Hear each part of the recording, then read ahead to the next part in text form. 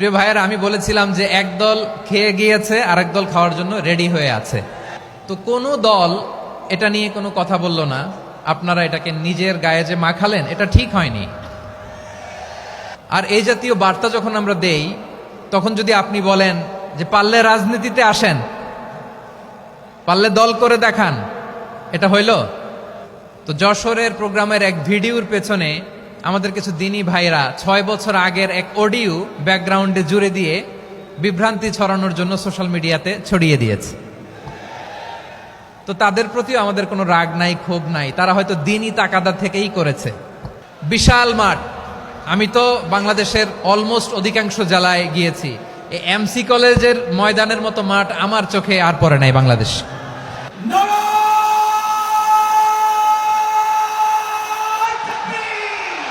দাওয়াতের ময়দানে আছে মুমিন প্রাণে আল্লামা সাঈদীর উত্তর সুরি।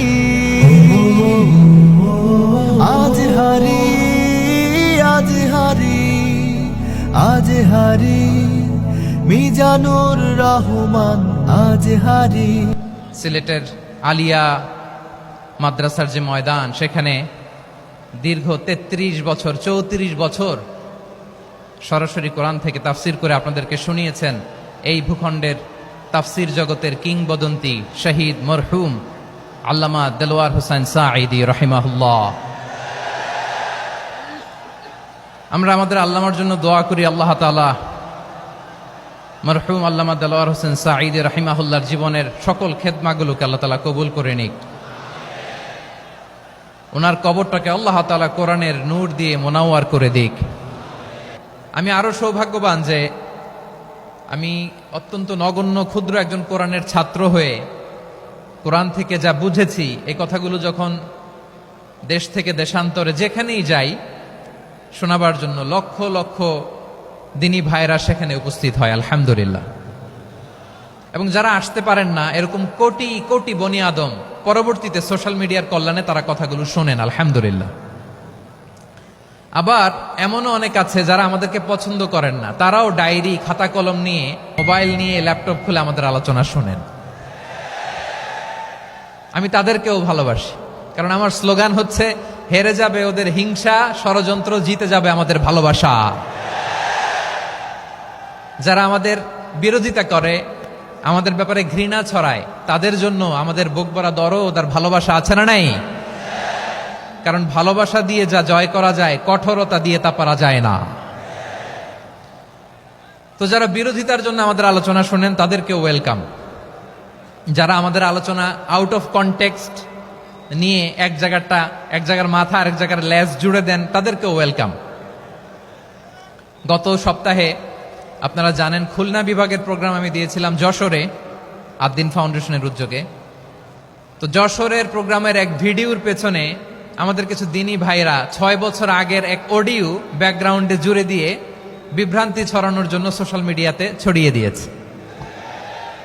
তো তাদের প্রতিও আমাদের কোনো রাগ নাই, ক্ষোভ নাই। তারা হয়তো দিনই তাকাদা থেকেই করেছে, কিন্তু তারা হয়তো বুঝতে পারে নাই এই যে রিসেন্ট আলোচনার ভিডিওর পেছনে 6 বছর আগের অডিও জুড়ে দেওয়া, এটাকে বাংলায় বলে প্রতারণা।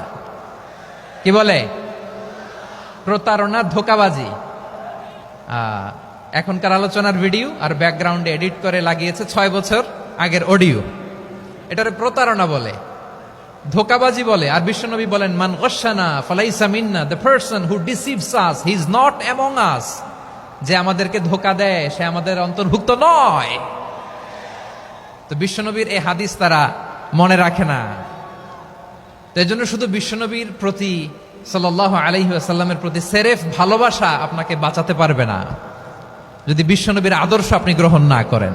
তার জলজান্ত প্রমাণ, আবু তালেব বিশ্বনবীকে অনেক ভালোবেসেছেন আলাইহিস সালাতু ওয়াসসালাম।